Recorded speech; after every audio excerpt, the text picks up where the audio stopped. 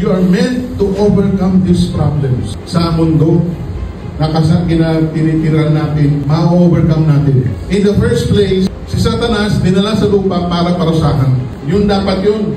Sino magpaparusa kay Satanas? Ikaw. Yung obedience mo, yung papuri mo kay Lord. Baliktad yata ngayon eh. Tayo yata pinaparusahan.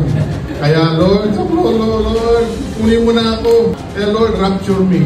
Kaya click na click ang word na rapture tuwing may ginamo. Sa Middle East, mayroong putok ng pandemic, Lord, mag-rapture na. Na-miss nyo, noong September 9 yata, may nagsabi, full moon. Babalik na raw si Lord kasi full moon, magkakaroon ng ganito mga.